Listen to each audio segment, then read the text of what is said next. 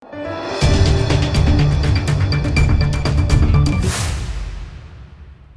દર્શક મિત્રો, આપ જોઈ રહ્યા છો લોકમૈત્રી ન્યૂઝ. હું છું એન્કર અર્પિતા પટેલ. હવે જોઈએ અગત્યના સમાચાર. સુરતમાં ડ્રગ્સના મુદ્દે લઈને આમ આદમી પાર્ટીએ કલેક્ટરને આવેદન આપ્યું.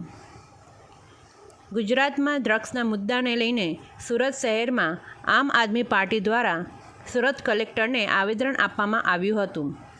આ ઉપરાંત ડ્રગ માફિયાઓને છાવરવા બદલ ગૃહમંત્રી રાજીનામું આપે, પકડાયેલું ડ્રગ્સ જાય છે ક્યાં, ગૃહમંત્રી જવાબ આપે જેવા બેનરો સાથે સૂત્રોચ્ચાર કરી વિરોધ કરવામાં આવ્યો હતો.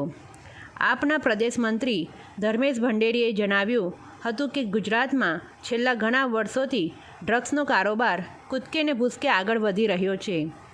યુવાધન આ ડ્રગ્સના કારોબારના કારણે, આ ડ્રગ્સના નશાના કારણે બરબાદ થઈ રહ્યું છે. ગુજરાતના યુવાધનને બરબાદ કરવાનું ષડયંત્ર રચવામાં આવી રહ્યું છે. ત્યારે આપ પાર્ટી ગૃહમંત્રીને સવાલ કરે છે કે મોટા મગરમચ્છો જે ડ્રગ્સનો કારોબાર કરે છે તેને શા માટે બચાવવામાં આવી રહ્યા છે. વધુમાં જણાવ્યું હતું કે મુન્દ્રા પોર્ટમાંથી અબજો રૂપિયાનું ડ્રગ્સ પકડાયું, એ ડ્રગ્સ ક્યાં ગયું. ભરૂચ જીઆઈડીસીમાંથી ડ્રગ્સના ધંધા કરતા, ડ્રગ્સ બનાવતા લોકો પકડાયા, એ ફેક્ટરીઓ ફરીથી ડ્રગ્સ બનાવવા લાગી ધમધમી રહી છે.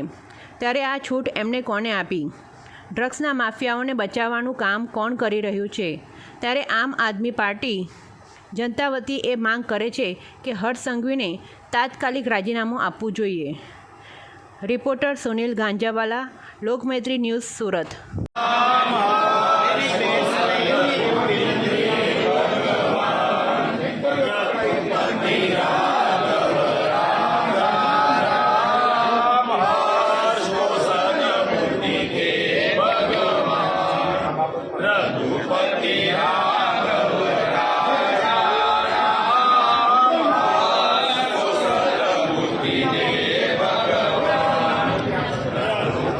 લોકમૈત્રી ન્યૂઝ સાથે જોડાયેલા રહેવા અમારા યુટ્યુબ ચેનલને સબસ્ક્રાઇબ કરી ફેસબુક અને ઇન્સ્ટાગ્રામ પેજને લાઇક અને શેર કરો.